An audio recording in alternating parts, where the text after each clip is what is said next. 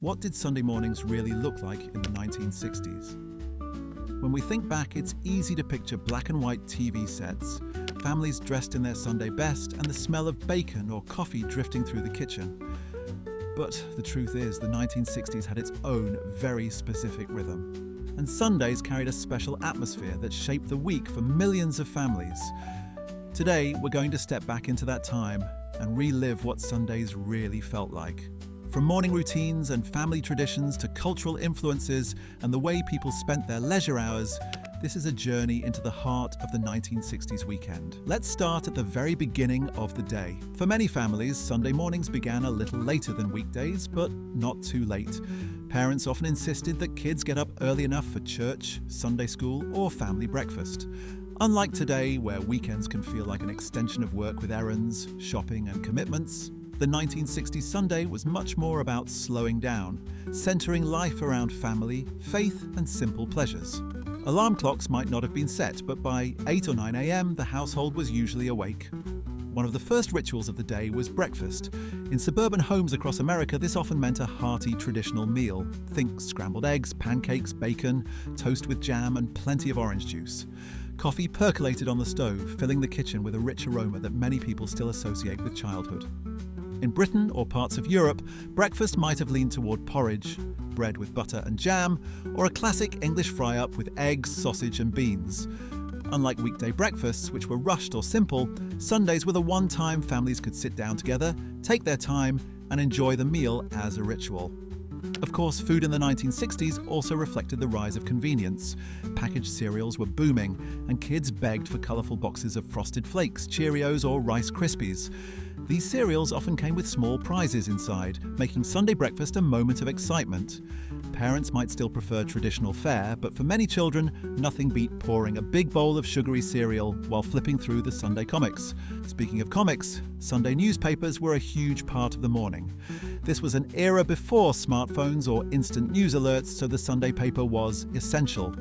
It was thick, filled with national and local news, features, advertisements, and of course, the beloved Sunday funnies. Kids sprawled out on the floor reading Peanuts, Dick Tracy, or Beetle Bailey, while adults browsed headlines about politics, world events, or the latest cultural shifts. The newspaper wasn't just about information, it was a shared family ritual, each member grabbing their favourite section. Television also played a big role in Sunday mornings. By the 1960s, TV was becoming the centrepiece of the living room. Families might tune into morning shows, cartoons, or religious programming. Popular children's cartoons weren't as dominant as Saturday mornings, but networks often ran family-friendly content. Shows like Lassie or reruns of I Love Lucy could brighten a quiet morning. In some areas, local stations broadcast Sunday sermons, choirs, or community programs. The grainy black and white glow of the TV set created a cozy backdrop while breakfast dishes clinked in the kitchen. But Sundays weren't only about leisure. For many, they were about faith and tradition. Across the United States and much of Europe, Sunday morning meant church. Families dressed in their best clothes, boys in pressed slacks and button-up shirts, girls in dresses, mothers in hats and gloves, fathers in ties or suits. The ritual of getting ready for church was a production in itself. Ironing clothes, polishing shoes, combing hair, it was all part of the preparation. For children, it might have felt like a chore, but looking back, many remember the sense of community, the music of the hymns, and the calm of the sanctuary. For those who weren't religious, Sundays could still carry a slower, almost sacred feeling. Shops were often closed or had very limited hours. This meant fewer errands and less commercial noise. Streets were quieter. Neighbours might greet each other as they walked to church or gather for small talk outside their homes. The pace of life slowed in a way that feels almost impossible today. Once church was over, late morning often blended into lunch preparations. Sunday lunch or dinner was often the biggest meal of the week. Families might roast a chicken, cook a pot roast, or prepare a casserole. In some cultures, Sunday meant extended family gatherings with grandparents, aunts, uncles, and cousins all coming together around the table. Kids played in the yard while adults caught up on the week's events. The smell of roasting meat or baking pies filled the house, signaling that Sunday was more than just another day. It was a time of connection. Another important detail of Sundays in the 1960s was the role of chores. Many families used Sunday morning to catch up on small household tasks. Fathers might mow the lawn or fix something around the house. Mothers might tidy up or prepare food for the week. Kids were often expected to help making their beds, setting the table, or cleaning their rooms. Even though Sunday was a day of rest, it was also about keeping the household in order, something very important to families of the time. Of course, Sundays weren't all structure. There was also time for leisure. In the 1960s, this might mean kids playing outside, riding their bikes, tossing a ball, or simply running around the neighborhood. With fewer cars on the road and more open spaces, children often had freedom to explore. Parents might read, listen to the radio, or sit on the porch with a cup of coffee. Music was also a major part of life in the 60s. Whether it was Elvis, the Beatles, or Motown, radios buzzed with new hits. Sunday mornings could be filled with background music, giving the home a warm, lively atmosphere. Sports also mattered. While Sunday afternoons were prime time for baseball or football games, mornings were often filled with anticipation. Fathers might scan the sports section of the paper, while kids talked about their favourite teams. For some, Sunday morning even included youth leagues or local games, adding another dimension to the family schedule. One of the things that truly set Sunday mornings apart in the 1960s was the sense of routine and predictability. Unlike today's hyper-connected world, Sundays weren't packed with notifications, appointments, or constant entertainment. The limited number of TV channels, the slower pace of news, and the community-based structure of life created a kind of rhythm that is hard to imagine now.